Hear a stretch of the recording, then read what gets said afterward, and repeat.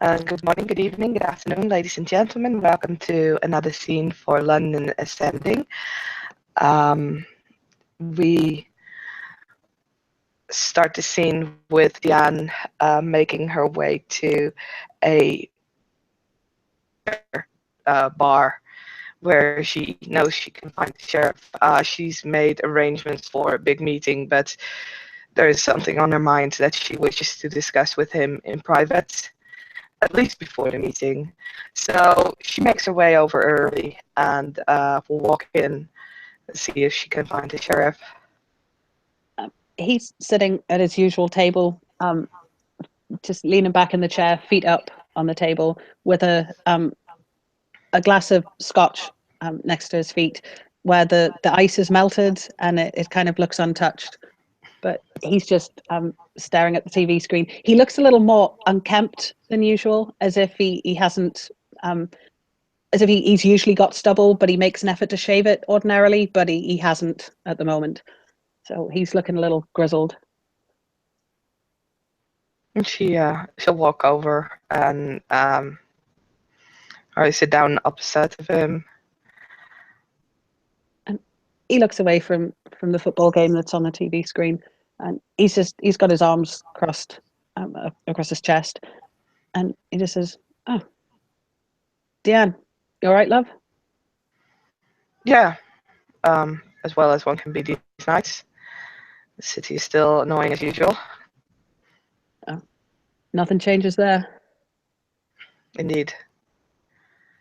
So, what was on your mind? Can we speak freely here? Absolutely. There's no one else there. The bar's closed. There's just one guy kind of polishing glasses behind the bar, but he's not paying any attention to these two talking. You've heard all the reports, you've seen all the reports that were brought in. He'll nod, a grim expression on his face.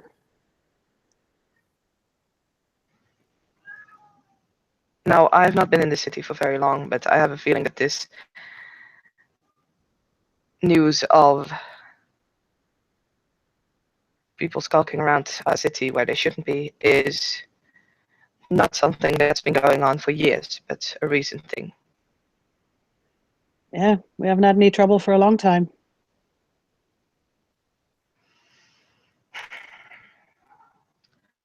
The city needs to be built and prepared for that. He'll kind of give a big sigh and say, "Yeah, I know. And I wish I could find some energy to want to get stuff done, but he just looks tired, and he just kind of shakes his head and shrugs a bit."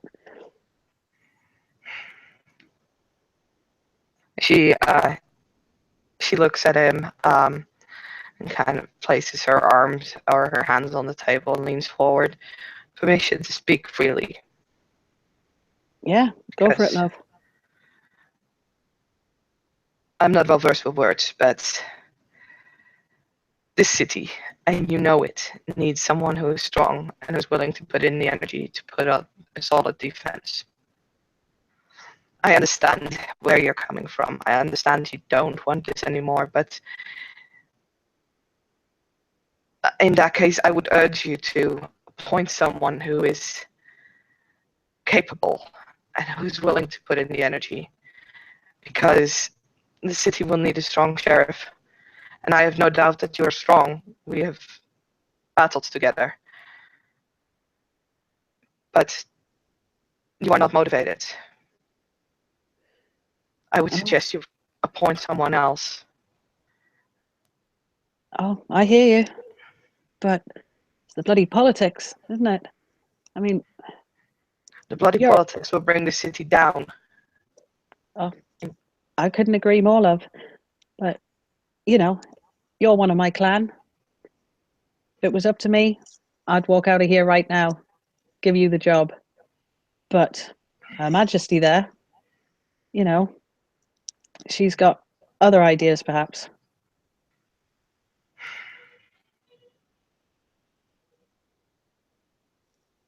Because as far as I know, it comes down to you or that Camilla. And his facial expression shows that he's not too impressed with the idea of Camilla, or perhaps just a Toreador taking the position. At this point, I don't give a rat's ass who has that position. If I need to be in the position, I will do it. The city will go down if there's not a leader who will be able to put up decent defenses and steer the city clear from disaster. And if you want me to, I will take a step with the Queen herself. These politics can't go on with a threat like this in the city. These politics will only give ground to them to take a strong position in our city. He kind of nods slowly.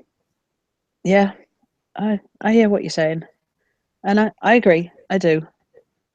Until a new sheriff is appointed, I'll step up. I'll do what needs to be done. Or even put up an interim, a temporary one, until a proper one is appointed. Well, and he kind of looks up and makes eye contact with her.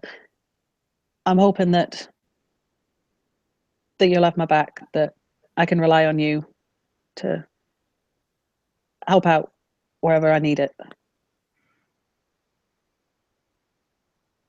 I'm already doing that, but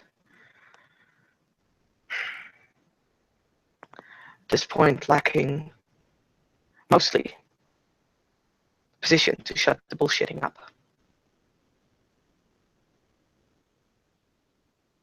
Yeah. Well, I think once the information we've got is out there, then maybe they'll all shut their mouths and realize just what a predicament we might actually be in right now.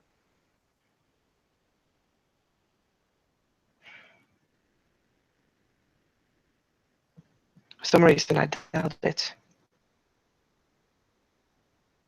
A lot of them seem to miss the common sense necessary to think about the battlefields the way we do. Yeah, well, then they might be the ones that don't survive this thing.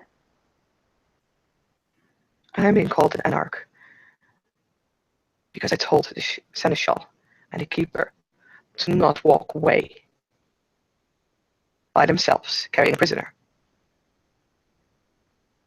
He just kind of shakes his head.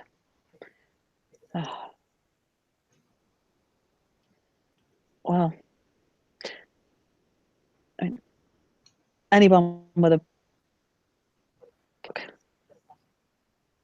But they will go telling tales.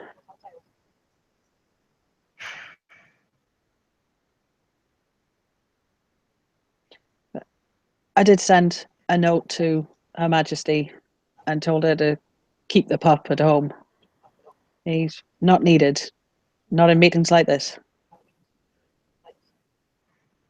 Well, that's at least something. Whether she'll listen is an entirely different story, but oh well.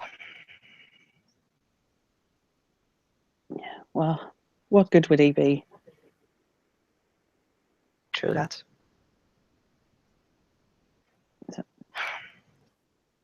Well, and I guess we just wait and see who shows up, right?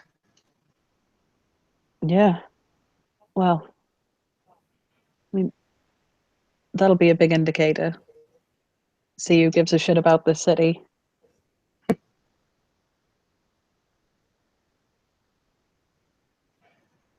I've been, hearing the odd rumor that some of my own hounds haven't been showing up to important things. That doesn't bode well. Well, I don't know how long it takes for a Toreador to be able to walk out of their haven after they've woken up. He kind of gets a bit of a smirk on his face. Probably takes a while to get the makeup right, I'd say.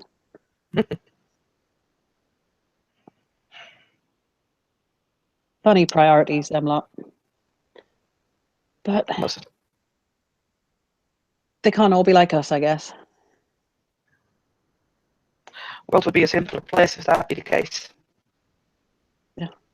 He nods in agreement. Oh, yes, it would. But like you say, we'll see who shows up and get this information passed out. And then we can start making a plan. And I think with the two of them waiting for the rest of the party to show up, we can close this little scene. Yep.